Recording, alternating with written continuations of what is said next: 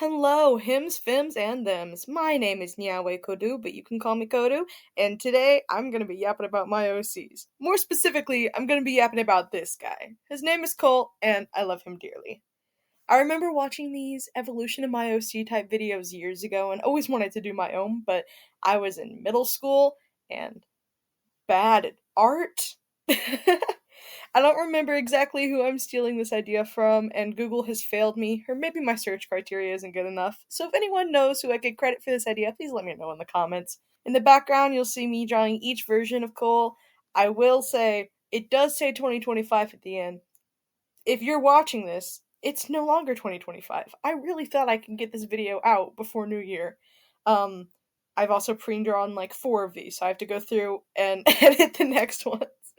And since I always get questions about this, I am using the web browser program Clicky and a Wacom Intuos tablet. Without further ado, let's get into it. The original story of Team was created back in 2019 when I started middle school in the 6th grade. Pre-COVID, I know, I'm old. Cole's original name was actually Noel because he was a Christmas baby, just like me, but that quickly got changed. For continuity's sake, I'll just be calling him Cole throughout this entire thing. All of his eras are Cole. There's no Noel. The story starts as any cliche middle school superhero story does. In a lab. Cole wakes up completely alone with amnesia, but he soon realizes that there are other kids there, some around his age, some a little older. He doesn't know why he's here, but one of the other kids, Dyer, helps him and the others break out. One of the kids, Rye, asks to help them free her brother too, but they can't get to him in time and have to leave him behind if they want to escape. Cole meets Noah, who's one of the kids around his age, and they become instant best friends, completely inseparable. And so, these children were set loose on the world, being pursued by the doctors and having to hide. They soon realized that the lab must have given them superpowers. They unlock these powers by coming in contact with what their power is. So, someone with water powers would drink water to unlock their powers for the first time. Cole discovers his powers when the safe house that the kids were staying in burns down. Don't ask me why. I didn't know why. I just knew I wanted it to happen. And he's caught inside. He thinks he's going to die, but discovers that he can move the flames with his hands in a scene that I completely ripped off from The Hollow, if anyone knows what that is. He escapes the fire and saves Noah in the process, who was apparently trapped in there too. When he emerges from the flames, his ears are pointed and his eyes glow orange. From now on, when he's consumed with emotion, he's nothing but this void with glowing eyes, as if he doesn't exist. He is no longer a person. He's just a person-shaped blob, and I love that for him. The group of kids escape to the woods because the fire draws attention to their hiding spot and the doctors are closed. They kind of just wander around the woods for a while. The others unlock their abilities along the way. I didn't really have a plan for this. It was just a fun story for me at the time. Rye discovers after falling from a tree she tried to sleep in that she has wing-based abilities. Dyer discovers when the full moon's out that he's a werewolf, but a friendly one. Most interesting of all, though, Noah discovers when it frosts overnight that he has ice powers. His eyes turn the same as Cole, but blue instead of orange. It's then that Noah and Cole come to the conclusion that they must be twins. They already knew that they looked similar and were the same age. It only made sense that they'd been given matching powers. I love that they came to this conclusion, out of every possibility. 11-year-old me was using 100% of their brain, okay? Cole starts to become bitter that he can't control his powers yet like the others are learning to do. And he's upset that he doesn't even get a normal body unless he's calm, because he never is. He turns evil and tries to kill Noah in his sleep out of jealousy. The kids throw him out of their makeshift camp, forcing him to live in exile as a punishment. He goes back into the city to try and find help for himself, but he can't really be seen due to being a scary, glowy-eyed lava monster. He ends up back at the lab and uses his new powers to break in. He breaks up the kid they left behind before, Rye's brother, who's already had his powers unlocked by the doctors. He's a cat person? It was unclear, but he had big claws and a tail. The kid introduces himself as Reed and thanks Cole for saving him. And Cole tells him that he can take him to his sister. I'm just now realizing that if all the kids have amnesia, why would Rye and Reed remember each other? There were so many plot holes in this thing, okay? Together, Reed and Cole kill all the doctors, and then Cole leads them to where the rest of the kids are hiding in their little camp in the woods. Together, they enact revenge on the other kids, massacring them all. Reed because they left him behind, and Cole because they exiled him. I don't think the story had an exact ending. There's just this general idea of Cole turning evil and he and Reed just massacring everyone. At one point, I think he gets possessed and forced to kill his own brother, who he was originally going to spare, but I never really fleshed that out beyond the general idea of someone else controlling his body and forcing him to strangle Noah.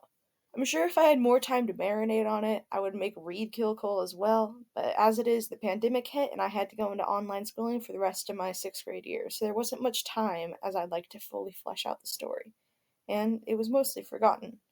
Flash forward a couple months and I'm starting 7th grade in what we called the hybrid year, where we were alternating between doing classroom masked and being online, so another set of kids could be in the classroom.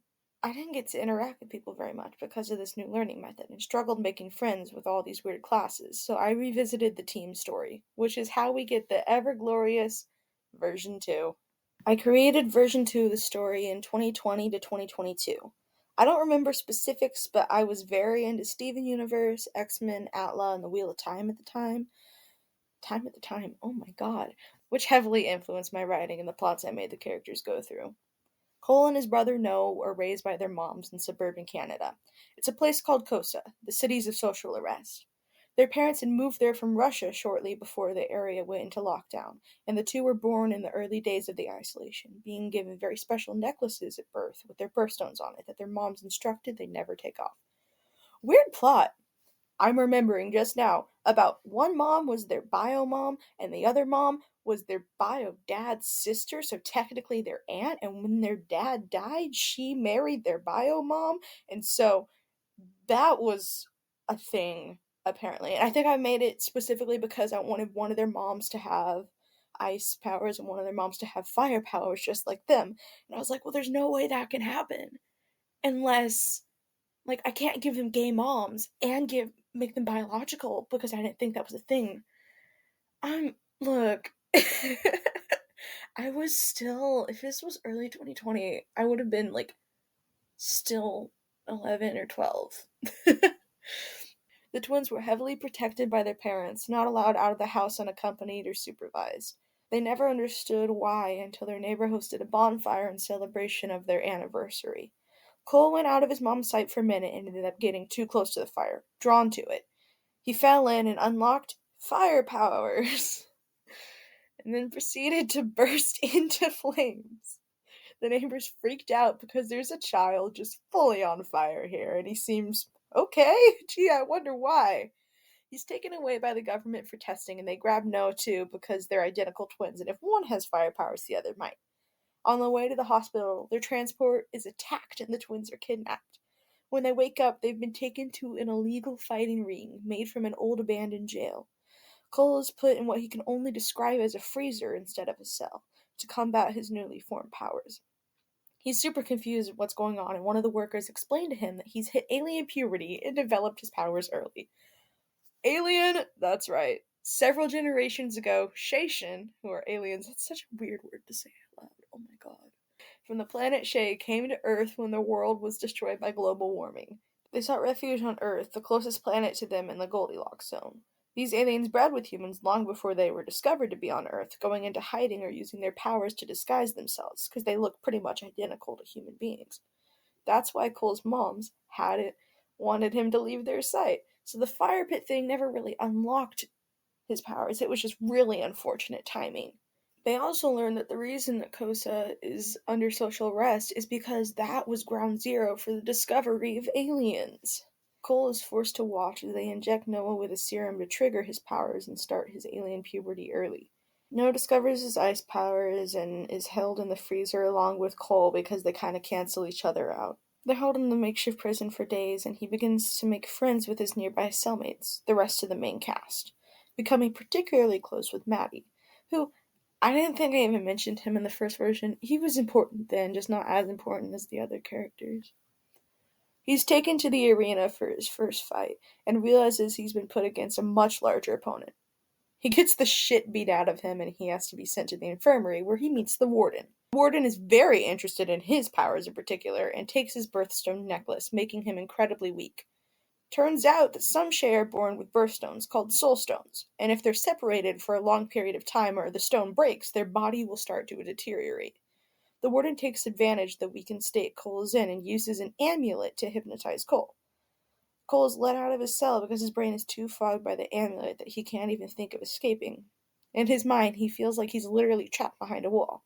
There's another Shay there now, an elf named Dakota. Dakota's birthstone was taken from it when it first joined the fighting ring, and when its body died, its soul was trapped in the amulet. Since the amulet is made of its soul stone, Dakota's been looking for a new body ever since, and has basically taken over Cole's as its own. But it can't really make its own decisions yet because of the control the amulet has over it. Under the control of the amulet, Cole is put back in the fighting pit over and over again, his body forced to keep going despite the injuries he's received, being puppeted by Dakota and the warden. Thankfully, it's a good enough distraction to escape. The building starts to come down thanks to Cole's fire spreading, and the patrons and guards are all evacuated, leaving the prisoners. Cole and Dakota work together to break the control the amulet has over them, finally freeing Dakota's soul so it can rest in peace. Cole and Maddie rush to save the Shay trapped in the burning building. They free their friends and the rest of the Shay, but as they're all escaping, the fire reaches the boiler and the building explodes. In the chaos, the kids are separated. Cole and Maddie make it into the back of a truck, while their friends find another means of escape. They promise to find each other again as the truck drives away. They realize that the truck is heading into town, and they can't be spotted or they'll be outed for being Shayshan, so they hop off while it's still on back roads, and find themselves in the woods. After wandering around for a while, they come across a camp, hidden with Shay magic from the naked eye. The leader of the camp invites them in and introduces them to Refuge, a Shayshan society built in secret, protected by the leader's magic from the humans of the world who want to hurt them. Cole and Maddie are welcome to stay as long as they'd like. They're set up with a little home in the trees, and it's nice not having to run for their lives and actually getting to rest. Cole wants to leave to look for Noah, but Maddie urges him to stay, confessing his love for him. Cole reciprocates the feelings, but is still like, hey, sorry, I need to go find my brother. And Maddie decides to join him because Noah's his friend too. But as they try to leave, they're stopped by the leader, who won't let any Shayshan leave Refuge in fear of being found by the humans. They're essentially trapped in what is supposed to be a utopia. Escape attempts don't work, and Maddie and Cole just kind of give up and settle down in Refuge. They can imagine a life here for themselves, and while they desperately want to find their friends, it's not like they have much choice in the matter. It just so happens, though, that their friends find them first. Rye and Dyer are the first to show up, bringing along a friend with them that they broke out of a circus, which is where they've been ever since everyone was separated. Then Noah finds them, having escaped from an evil hospital that tried to use the healing properties in his blood to cure their patients, killing him in the process. With everyone coming to Refuge and not being allowed to leave, they're finally together and safe, but something doesn't sit right with them about the leader and how he wants to keep Shayshan trapped here. They break into the leader's cabin at night and realize he's got a collection of soul stones hung like prizes on the wall, which he uses to power himself and his magic barrier around Refuge. The kids all fight him and end up defeating him with some kind of new powers that they've never seen before. Turns out that in addition to regular aliens, they're actually, get this, reincarnation of Shay's deities that died when the planet exploded. That's right, all the main characters are literal gods. After they destroy the leader, they return all the stolen soul stones to the family of the Shayshan who originally had them, to help the people of Refuge rebuild their society. There wasn't much happening between this, because I then focused on the other side of the story where Reed and Sai were after being separated from others, but in short, they meet up and all the kids start a rebellion against the government. Cole and Noah are the leaders of this rebellion, but the Shifter Society is opposed to them. Shifters are also Shayshan. They're just like these snake people who can steal faces, okay? You'll never guess what happens next. Reed is actually evil. He and Sai have joined forces with the Shifters to try and take down the rebellion and Refuge. They form a truce with the humans, looking for the rest of the Shayshan and lead them to Refuge, waging a full war in an attempt to wipe out the rest of the aliens. Cole and Noah join forces and use their godly powers to create a tornado that would wipe out the human army. Because, hot and cold fronts meeting, I guess, but they're not really wind, so it doesn't. Look, I was 12. But they ended up fully destroying Refuge and killing everybody. In the last effort to save their species, all the God Kids used their godly powers to reverse time back to their escape from the fighting prison, making sure they aren't split up this time. Which means Reed and Sai didn't destroy everything with the Shifters and instead joined the other God Kids in Refuge. Surprisingly happy ending. I'm sure there was more, but I never officially got an ending because the hyperfixation brainworms took over and I completely forgot about my OCs, spending a year and a half doing exclusively fan art. Through most of junior high and early high school, I had a bunch of different hyperfixations in fandom, and so I really didn't pay attention to my own characters as much. In fact, I didn't revisit the story until the end of my freshman year, which brings us to 2023, to the present. That's right, that's like 2.5 years of working on one version of the story, which is insane for me. I don't think I've ever kept a project this long, but they're my babies. And so, I'm like emotionally invested in this bitch now. I gotta get it done. Oh, this is the longest version, and by the longest, I mean the version of the story that survived the longest. Well, 2023 team is very different from 2025 team. They're essentially the same story at the core, which is why I'm putting these together as the current version of the story. One of the most major changes I'll note is his design. Here's what he looked like at the very beginning of the reboot, and what I'll be drawing is what he looks like now. While it may seem like a pretty big jump from 2021 to the current design, this was like a gradual process over the years to get to this point. The story takes place in a world where superpowers aren't that uncommon. The Cuban Missile Crisis sparked World War III, and nuclear fallout ended up creating genetic mutations in humans to combat the radiation poisoning. A cure was made, which is why we still have regular humans in the story. But since new genes were added to the gene pool, we have developed superhumans. Cole and No are taken in by the government when a law is passed dictating that any superpowered individuals under the age of 18 should be surrendered to the training program to teach them to control their abilities and help society instead of bringing danger into it. In short, the government creates superheroes. They're basically law enforcement, first responders, and even celebrities of the world. They're tasked with all the dangerous rescue missions that human lives couldn't be risked for, and work as general guards or enforcement for the government. Cole spends his whole life in the Heroes of Refuge, or HR, program, with mostly the same group of peers, and as such has gotten extremely attached to his friends and his sibling. Like, to an unhealthy degree, I might add. His powers are a bit different in this one. Instead of just being able to create and control fire, he has a crazy high body temperature, kind of like a stove, and can burn people with skin-to-skin contact. Other than that, he can only create small sparks with his fingers, similar to a lighter, which is why he carries around small explosives with him in the field. Cole's been raised to be the leader of their superhero team, given a higher expectation of responsibility, despite being the same age as the other kids. When they graduate the program at 16 and debut as a superhero team in public for the first time, the kids are relocated to the civilian population. He struggles navigating the real world for the first time. HR suggested that those who could get secret identities so that they wouldn't rely as much on the program for things like rent money, food, and clothes. They fake a bunch of paperwork and degrees to get Cole a job at a local restaurant, putting him in training to be a hibachi chef. He actually really likes the job. More specifically, he likes not being the one in charge for once. He's burnt out and tired of playing the role of leader, having sacrificed a normal childhood for the sake of protecting his teammates. His happiness gets cut short when he's tasked to help another newly debuted team on an investigation, having to temporarily leave his own. During the investigation, one of the heroes engages early, causing an unplanned fight to break out. One of Cole's explosives misfires, and he gravely injures one of the heroes, a psychic named Dakota. Cole brings Dakota back to the HR infirmary when he's informed that it died. That night, when he's trying to sleep, he hears a voice in his head, almost like his subconscious talking to him. A little note, Cole does this thing where he narrates all of his thoughts and actions in the third person, kind of like thinking, because I do that, and I wanted him to do it too, because he's kind of a self-insert. It's not super important to the story, but it is the reason why he doesn't think anything of the voice. That night in his dream, he sees Dakota, following him around and yelling at him, blaming him for being trapped, whatever that means, and demanding that Cole take it back to its body. He goes about his life for a few weeks before he finally realizes that Dakota is like fully conscious in his brain, and not just his mind making up scenarios to make him sad.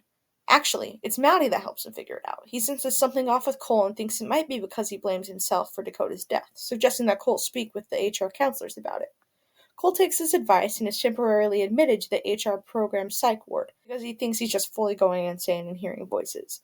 At this point, Cole is confident that Dakota is real, and Dakota seems to be under the impression that it is very much not dead, but instead has its consciousness separated from its body due to the trauma of the accident and not being properly trained with its powers. Cole tries to explain to the doctors, but they fully just start gaslighting him, telling him that it's just a manifestation of his guilt. Eventually, they even begin to claim that Dakota never existed, and that Cole himself was the one who nearly died when the bomb went off. He starts to suspect that HR is trying to hide something from him about Dakota. But what? He opens an investigation. something he keeps hidden from his team because he's sure they wouldn't understand and would just claim he's crazy if he tries to explain. Dakota works with him, giving him any leads it can from what it remembers as they try to find its body, or at least the reason it's stuck in Cole's mind and HR is trying to hide it. Between therapy, civilian work, superhero work, and the investigation, Cole doesn't have a lot of free time to just be a kid. He gets super stressed, and Maddie suggests that he comes out with them for a night, not as a date, just as friends. Two things happen that night. Cole gains a love for jazz and picks up the alto, and starts falling hard for his best friend. Now, is he in any sort of position, mentally speaking, to be in a relationship? Absolutely not, but one can yearn, okay? Cole's grown such a resentment for the heroes and everything they stand for, looking back on his sad excuse of a childhood and slowly uncovering more and more about the program thanks to the Dakota investigation. He dives into his civilian life headfirst, using it as an escape, which means he begins to neglect his actual hero duties. HR thinks he's relapsing and brings him back to therapy, but this time in a new facility. After some snooping around, Cole realizes that they're keeping Dakota's body there, hooking it up to life support to keep its heart beating so that they can harvest its blood without running out. Why? To make weapons, of course. In fact, HR knew that they wanted to use Dakota this whole time, so they stationed Cole with its team and gave him a faulty bomb on purpose. See, Super's blood is used in a lot of ways. Shifter blood is commonly used as anti-aging stuff like Botox. Supers with healing powers are used in medicine, etc. Since Dakota was a psychic, they're using its blood in particular to develop a fun little brainwashing device. Think like the pins from Men in Black. They can cover up the tracks easier if people can't remember what exactly they've done. Before Cole can perform the ritual needed to return Dakota to its body, someone comes in and he has to hide in the vents. He overhears him talking about Project Haven, but has no idea what exactly it's about. He's finally decided that the HR isn't trustworthy, and he tries to subtly influence his team to leave with him without trying to give himself away as a defector. In particular, he wants Maddie to defect with him. He thinks that they could live a civilian life together without worry of being killed at work every day. Before he can confess to Maddie or reveal his plan, he's kidnapped. It happens on a mission. The team is sent to help evacuate civilians after a district in refuge goes up in flames. And while on the mission, an anti-government group attacks the heroes, taking Cole with them. Turns out, the group was sent to pick up a defector that wasn't Cole, and grabbed him by mistake. HR is well aware which group happened to attack, and they already labeled Cole as a villain for supposedly defecting. And sure, it's what he was planning to do, but it's not like he was serious. It was just wishful thinking, imagining a world where he and his friends could be happy. So now Cole is stuck in hiding with a group of rebels. Dakota is still haunting him, and his friends think he's a traitor. All he wanted was a chance to relax and live a normal life, and now he can't even be with the people he loves. I'd love to continue, but after this we're heading into major spoiler territory, because I really want to realize this story someday. And while it's fun to yap about this lore and all the surface level things, I still want to keep a little bit of mystery surrounding what exactly happens in the end. I want you to be able to experience TM on the big screen someday and be shocked at the reveals and cry at the emotional moments, and that can't happen if I give everything away.